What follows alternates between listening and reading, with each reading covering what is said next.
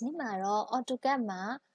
ဒီ toolbar တွေပေါ့နော် toolbar တွေကကြတော့ ribbon bar ကိုမခေါ်ထားဘူးဆိုလို့ရှိရင်ဒီ toolbar တွေနဲ့ခေါ်သုံးလို့ရတယ်ပေါ့နော်အကယ်၍အရင်ဦးဆုံးသူက ribbon မှာပေါ့နော်သူကဒီ RIBBON ribbon enter ပေါ့နော် ribbon open ထုတ်ထားရမယ်အဲ့တော့ ribbon ဆိုပြီးရိုက်ထည့်ထားရမယ်RIBBON ribbon လို့ရိုက်ထည့်တော့မှဒီနာက toolbar တွေပေါ်မှာဖြစ်တယ်ပေါ့နော်အကယ်၍ဒီ toolbar တွေမပေါ်ခဲ့ဘူးပေါ့နော်ဒီ toolbar တွေမပေါ်ခဲ့ဘူးဒါဆိုလို့ရှိရင်သူကကြတော့သူ့ကိုဒီ ribbon bar တွေမပါဘူးပေါ့နော်မပါဘူးဆိုလို့ရှိရင်သူကကြတော့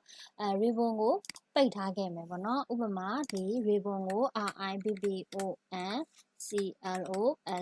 close enter အဲ့ခါမှာသူက ribbon ပိတ်ထားရဆိုလို့ရှိရင်ဒီ toolbar တွေခေါ်ထည့်လို့ရတယ်ပေါ့နော်ဒီ toolbar ကကြတော့ဒီ tool ထဲကိုသွားမယ်ပြီးတော့ toolbar ပြီးတော့ AutoCAD ထဲကနေမှ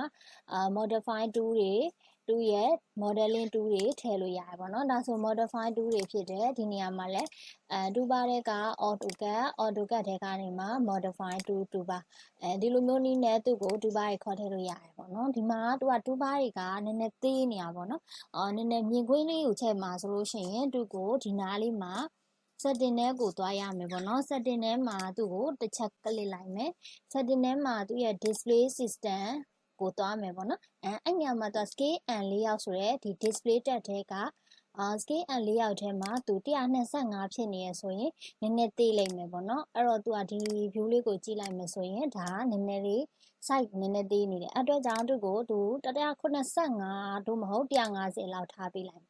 နော်အဲ့တော့185ထားပေးလိုက်တယ်ဆိုလို့ရှိရင်ကြတော့သူက screen size မြင်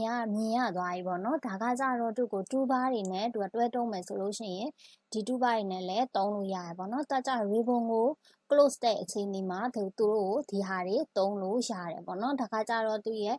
toolbar setting အကြောင်းကိုပြောသွားတာဖြစ်ပါတယ်